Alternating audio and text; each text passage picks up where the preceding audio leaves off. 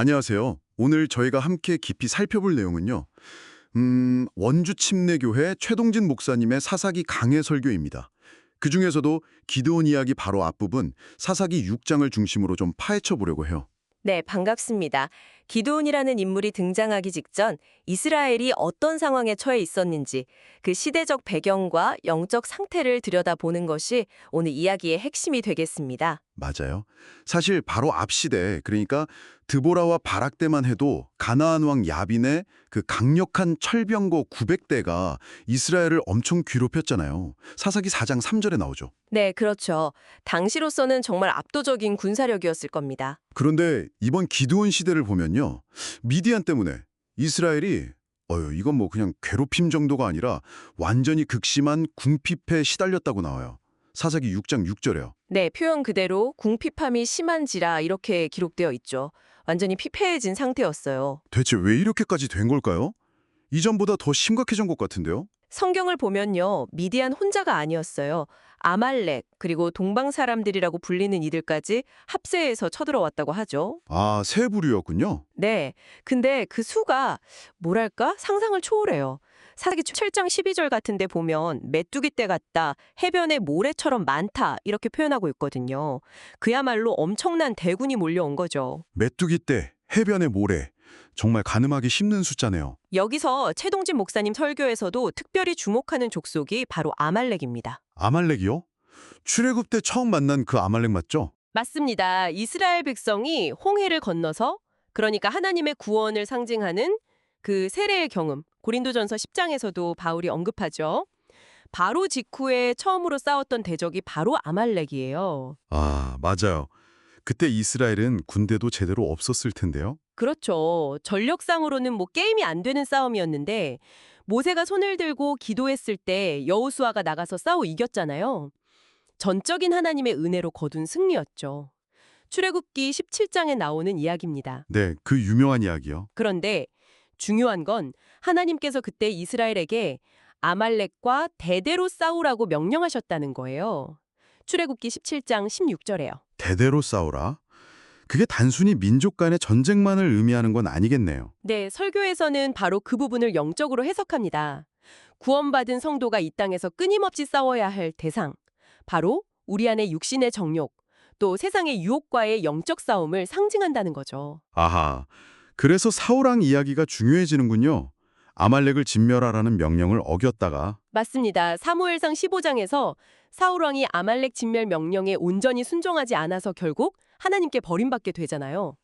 그때 나온 유명한 말씀이 순종이 제사보다 낫다 하는 거고요. 그렇죠. 그런데 그 끈질긴 아말렉이 사사시대에 또다시 등장해서 이스라엘을 괴롭힌다는 사실은 우리 안에 있는 죄성이나 세상적인 욕망이 얼마나 집요하고 뿌리 뽑기 힘든지를 보여주는 거울과 같다고 할 수 있습니다. 그렇군요. 구원받은 이후에도 계속되는 싸움이라는 의미가 확 와닿네요. 그런데 주된 압제자는 미디안이었죠. 이들의 수도 엄청났다고 계속 강조되고요.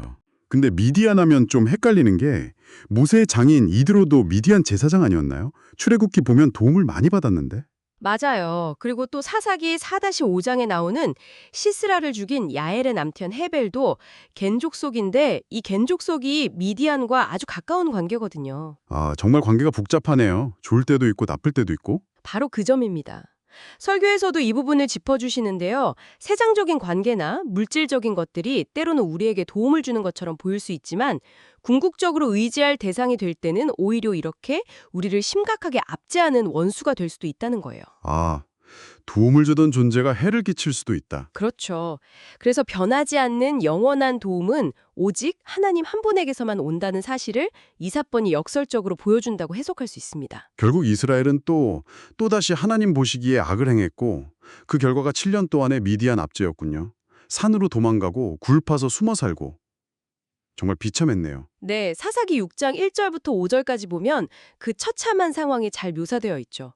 농사를 지어도 다 빼앗기고 양이나 소나 나귀 같은 가축들도 남겨두지 않을 정도였으니까요. 정말 극한의 궁핍 속에서야 그제야 하나님께 부르짖었다. 참 이 패턴 정말 지긋지긋하게 반복되는 것 같아요. 네, 사사기를 읽다 보면 사실 좀 답답할 수 있어요. 이스라엘의 범죄, 그리고 하나님의 징계, 백성들의 부르짖음, 그리고 구원자의 등장, 이 사이클이 계속되니까요. 그렇죠. 하는 그럼에도 불구하고 그런 실패에도 불구하고 계속해서 찾아오시고 구원하시는 하나님의 자비와 은혜가 얼마나 큰지를 보여주는 데 초점이 맞춰져 있다는 겁니다. 아, 관점을 그렇게 봐야 하는군요. 인간의 실패보다 더 큰 하나님의 은혜. 네, 바로 그겁니다.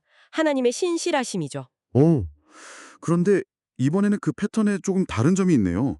이전에는 부르짖으면 바로 사사, 구원자를 보내주셨던 것 같은데 이번에는 사사기 6장 7절 8절을 보니까 하나님께서 먼저 한 선지자를 보내셨다고 나와요. 네, 맞습니다. 이게 아주 중요한 차이점이죠. 왜 순서를 바꾸신 걸까요? 바로 기드온을 보내시는 게 더 효과적이지 않았을까요? 하나님께서 선지자를 먼저 보내신 데에는 깊은 의도가 있습니다. 이스라엘 백성들이 지금 겪고 있는 고통, 그 현상에만 집중하는 게 아니라 왜 이런 고통을 겪게 되었는지 그 근본적인 원인을 먼저 깨닫게 하시려는 거예요. 아, 문제 해결 이전에 원인 진단부터. 그렇죠. 바로 자신들의 죄, 하나님을 떠나서 우상을 섬기고 불순종했던 그 상태를 먼저 직면하게 하시는 겁니다. 처방을 내리기 전에 정확한 진단이 필요한 것처럼요. 회개를 촉구하시는 거죠. 단순히 어려움에서 건져주는 것만이 아니라 영적인 상태를 먼저 돌아보게 하시는 거군요. 네. 그리고 성경은 신약에 와서 예수 그리스도를 교회의 모퉁이 돌이시며 사도들과 선지자들의 터 위에 세우심을 입었다고 말씀하죠. 에베소서 2장 20절 말씀입니다. 아, 예수님이 우리의 영원한 선지자시다. 네. 예수님은 지금도 우리에게 말씀, 즉 성경과 또 성령님의 조명을 통해서 우리 각자의 영적인 상태를 깨닫게 하시고 또 바른 길로 인도하시는 영원한 선지자의 역할을 하고 계시다는 겁니다. 그렇군요. 기드온이라는 구원자를 보내시기 전에 선지자를 통해 이스라엘의 상태를 먼저 직면하게 하셨던 것처럼 어쩌면 오늘 우리에게도 적용될 수 있겠네요. 네, 충분히 그럴 수 있죠. 여러분, 혹시 지금 삶 가운데 어떤 어려움이나 풀리지 않는 문제가 있으신가요? 그렇다면 당장 그 문제의 해결책을 구하기 전에 잠깐 멈춰서서 하나님의 말씀과 성령의 음성에 귀 기울여 보는 건 어떨까 싶습니다. 네, 좋은 제안입니다. 지금 내 영적인 상태는 과연 어떠한가? 하나님께서 이 상황을 통해 나에게 무엇을 말씀하기 원하시는 걸까? 이렇게 한번 스스로에게 질문을 던져보는 거죠. 우리 삶의 영원한 선지자이신 예수님의 그 세미한 음성에 어떻게 더 민감하게 반응하고 순종하며 나아갈 수 있을지 한번 깊이 생각해 보시면 좋겠습니다.